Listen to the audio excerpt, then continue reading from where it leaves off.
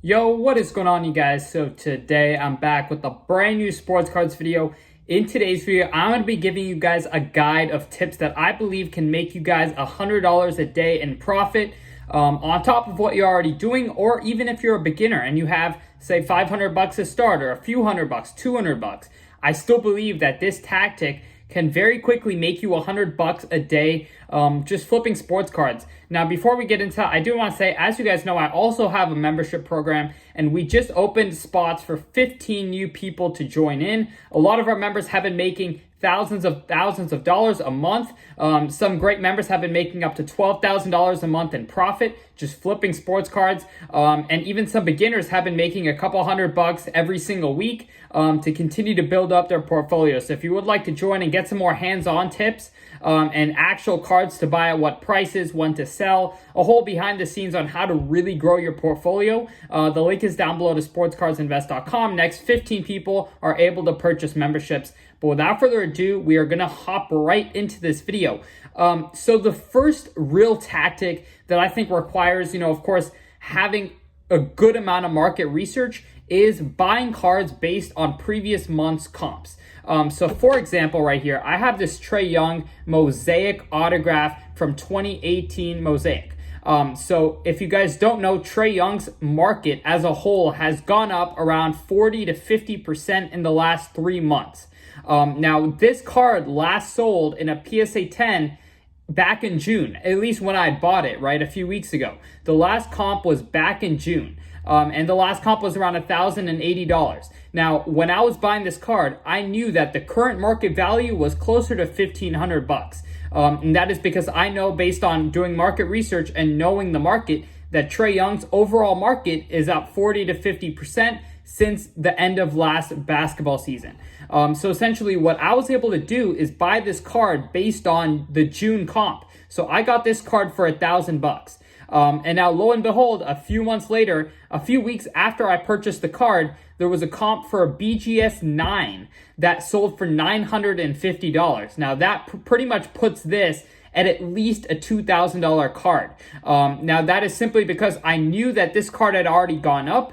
There was just no comp to prove it, so I was able to buy it based on the previous comp, and now the comps are coming in, and this card's probably around a $2,000 card because the BGS 9 sold for $950. So that is an easy way to make money if you're able to really do your market research, know whose markets are going up, know whose markets are going down. So if it's the flip way, if Trae Young had gone down 50% in the last 3 months, and there was no comps to show it, if I had bought it for $1,000, it could have been worth $500.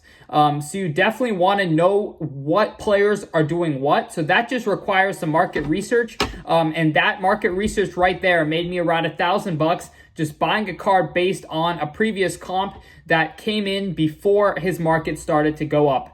So you see that a lot in the offseason. If you can get pretty much any hot young basketball player, any current basketball player, that sells well, if you can buy a card of theirs for the price of, what they were going for in the beginning of the offseason when prices were at their lowest point, you're probably going to, that card is probably going to sell for 50% more today. And that's just because basketball season's starting. So if you can buy based on those previous comps, you're definitely going to be making a lot of money. Now, another big thing I definitely urge all beginners to do is join as many Facebook groups as possible. If you guys want a full list of Facebook groups that I am in and I consistently buy, sell, and trade on, you can DM me on Instagram at SportsCardInvest, and I will go ahead and happily send you guys a full list of Facebook groups, because I believe that this is incredibly important if you are a beginner in sports cards.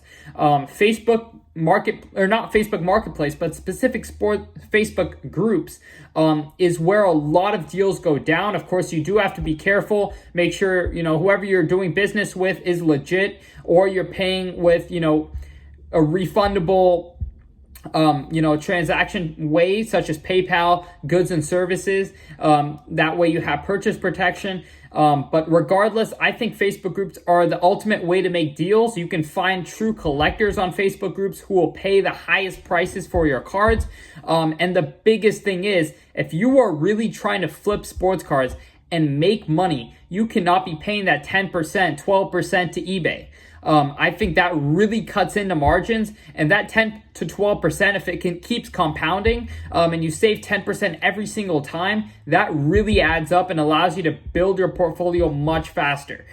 So if you're one who's using eBay to buy and sell and you're paying taxes, which I want to get to, if you are essentially using eBay to buy and sell, you're automatically cutting so much margin away. Every time you buy a card, you pay 10% over what you would pay, what you actually bought the card for in tax. And then of course, shipping. And then when you sell it, you get 10% less. So it's very tough to make margins unless you're selling it for 30 to 40% above what you paid for it, which doesn't always happen, right? So that leads me into my next point. Make sure that you get a resale license so you can avoid sales tax on eBay. That is absolutely huge, and I believe that all sports card investors / flippers have to do that, because if you're paying that 10% every time, it's definitely going to add up and cut into your margins. If you're making a 20% margin, all of a sudden you're down to a 10% margin just based on sales tax.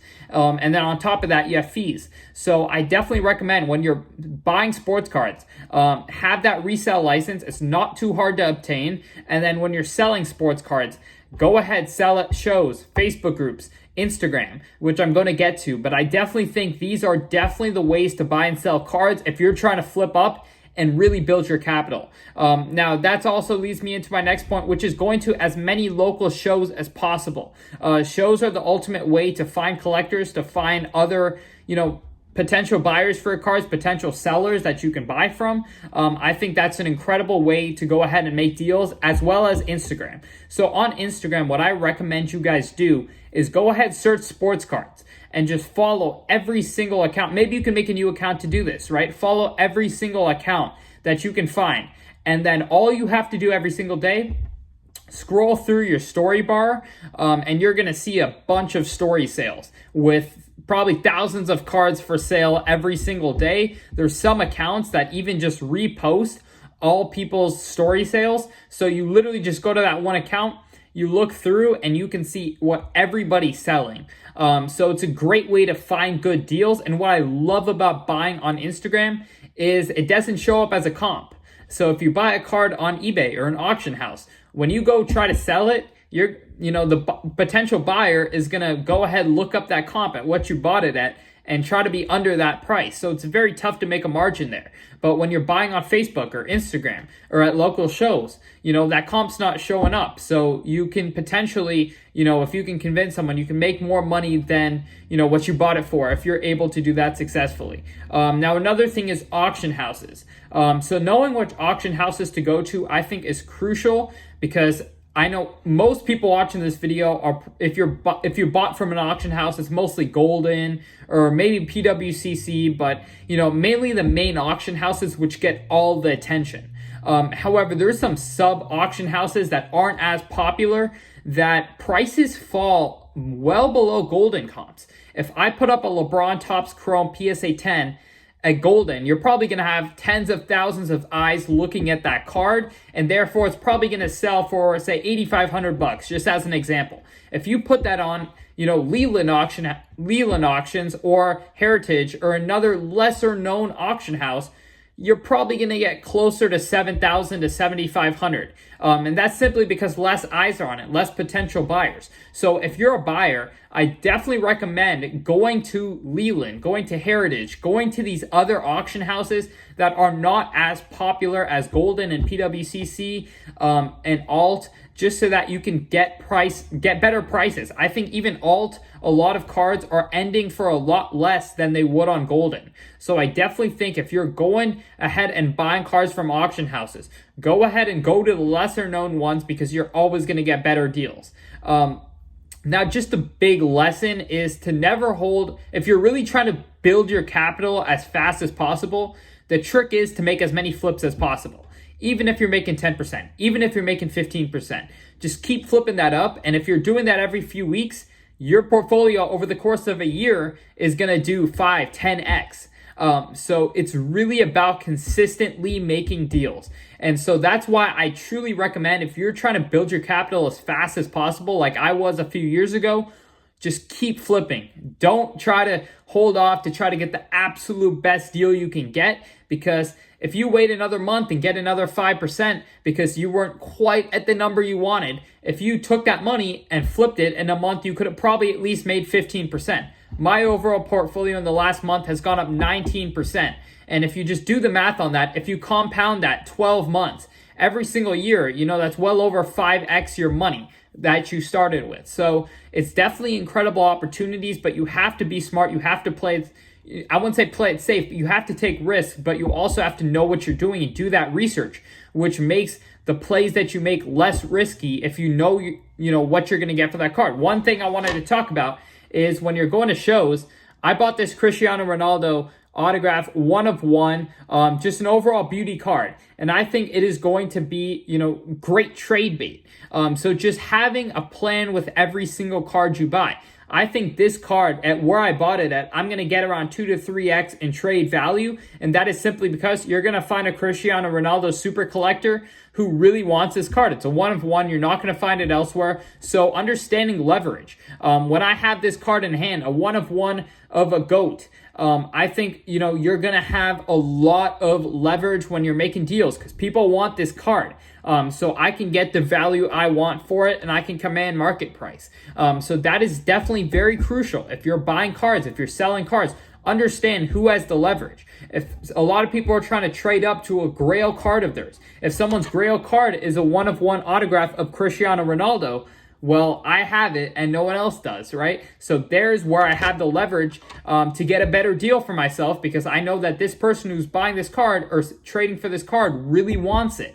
So always be looking after that. And when you're trading for cards, obviously, the more liquid cards are going to get higher trade value than a card that's a little bit tougher to move, such as, a rare autograph or a player that doesn't sell too well. So definitely go ahead and, I would say use those tips if any of them pertain to your strategy. I know a lot of people are just entering cards and they're looking for some guidance. So I really hope this video helped you guys out. If you guys have follow-up questions, feel free to reach out to me on Instagram at SportsCardInvest, whether you want Facebook groups, whether you want auction houses to buy from, any of that, details I'm happy to help you guys out with. And if you want some more specific guidance on specific cards to buy, cards to sell, at what prices to buy cards from, at what prices to sell cards at, definitely go ahead, sign up for my membership. The link is down below to sportscardsinvest.com. Next 15 people are able to purchase memberships. So I hope you guys did enjoy this video, and I'm out.